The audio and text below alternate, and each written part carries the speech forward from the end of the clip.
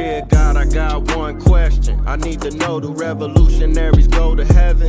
And if so, may their legacies last forever and their seeds grow. Tell them that we love them so and never let them die slow. It's like we cursed to be born black.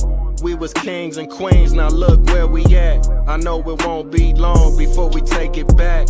I just hope I live long enough to see it happen, and that's a fact. Cause one thing when you pro-black, you might love your people, but they may not love you back. For more than 400 years, we've been under attack. We survived slavery and then they gave us crack. Do revolutionaries go to heaven? Do revolutionaries go to heaven? Do revolutionaries go to heaven? Do revolutionaries go to heaven? Do revolutionaries go to heaven? I wanna know. Do revolutionaries go to heaven? I hope so. Do revolutionaries go to heaven? I wanna know. Do revolutionaries go to heaven? I hope.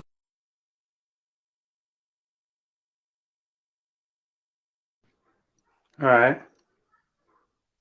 Peace and blessings, family. Thank you for tuning in to another episode of Taye Speaks. We got a very special guest in the house, somebody that's been in the game for decades now, definitely a pioneer in hip hop, especially on the West Coast. Very artistic, very creative brother.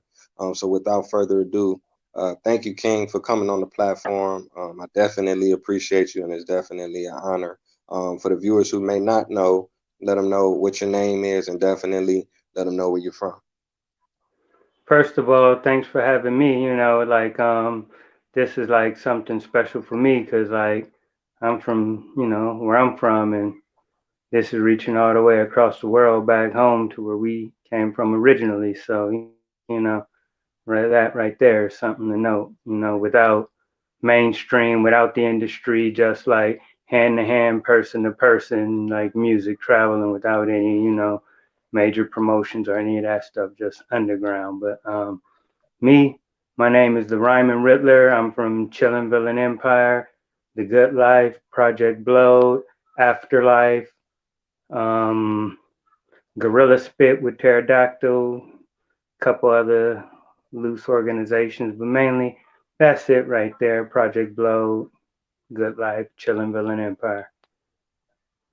Okay, okay. Now my first question is, what was the underground scene like in LA in the 80s and in the early 90s? Um, I started out in the 80s. When I started, I can't even say it was a underground scene. It was just hip hop was new, and like those who were in it early, the pioneers, was jumping into it. I had a couple older gangster homies in my hood who would just like freestyle rap, and they was real funny. William Earl Jones and Jimmy Jones, and they was brothers, and they was like funny. They had jokes. They'd always bag and shoot on motherfuckers just like all the time. Then they would freestyle rap, and it was funny. And that's kind of what that was my first introduction into seeing somebody rap, other than hearing the few songs that it came out at the time. But back then, early, I got into DJing, in like 80, late 83, early 84. I started DJing. I was really into the hip hop, the music, and the b-boy and everything that I was hearing, but the DJing is what called me. Although I did pop lock and stuff back in the early days of it, before the resurgency of it with hip hop, because popping and locking on the West Coast is older than breakdancing. And so when breakdancing started, it took those elements and then brought them into it, and they're played out on the West Coast, and b-boying brought those things back too. So there's a resurgence of popping and locking, along with the new thing of breakdancing, which the East Coast put into it. And I would pop, lock, break a little bit. I wasn't the best b-boy, but DJing is what caught me. And the only DJ in my neighborhood happened to like my sister, and he was trying to get at my sister. So I started hanging out with him, and he'd teach me to mix. He was a couple years older than me.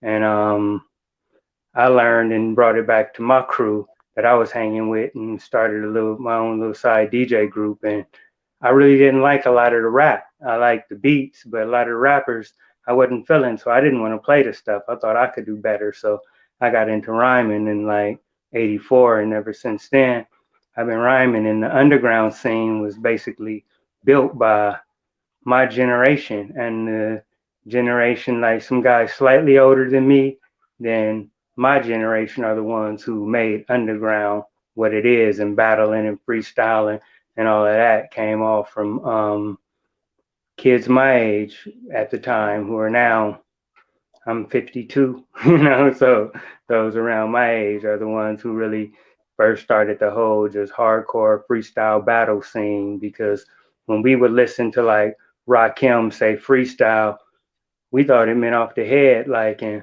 Micah Nine say like he coined the term freestyle, but at the same time, me and my homies called it freestyle too, because we thought rapping off the head, because we actually thought that some of them was rapping off the head when they said freestyle. We didn't have any way to associate it with them and something that they wrote that didn't have a meaning. So we was trying to rap as dope as they written stuff off the head, because we thinking that's how they doing it.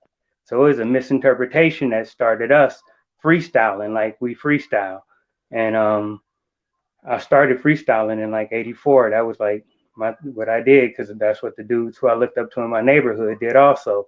But I took it to another level of doing it, and from there I formed CBE with my partner JB Nice, and a few years later, Fish got in the group, and the Good Life started after Fish got in the group, and he got in the group in like 1988 and 89. The Good Life started at the end of 89, and we already knew the guys who started it. We was working with them previous to the Good Life formation, and we had this group of brothers who would meet every Wednesday night called African Brothers Collective, and we would just talk about what's going on politically, socially, and everything in the black neighborhoods. And like out of this came like some of the brothers who worked with the truce that started in the big gang truce that happened in '92 after the riots, and others in political organizations. And there was a lot of politicking going on in this at the same time.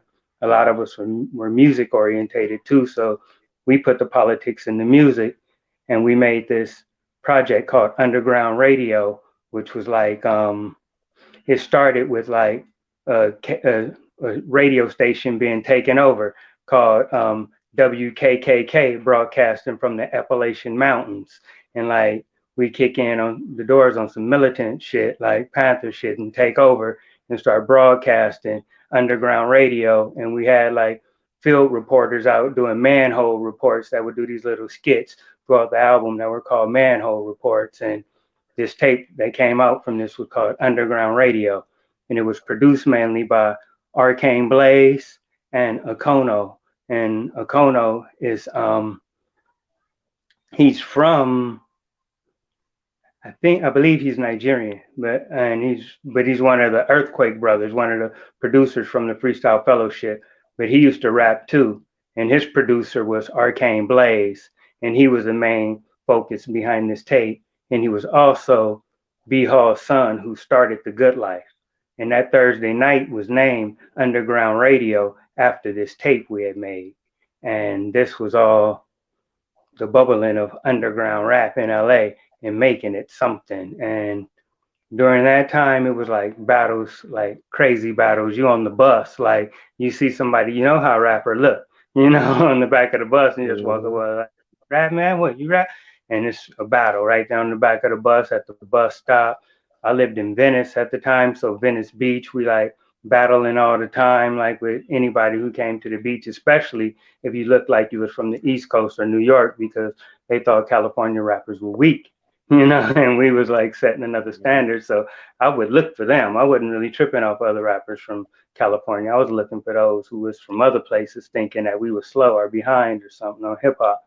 But that was the early scene in the '80s, and it was crazy. It was like Hollywood. You go up to Hollywood, they b-boying out there on the Walk of Fame where the stars are. It's battles going on, rap battles, dance battles, everything. The scene was like live and crazy during like the mid '80s up until the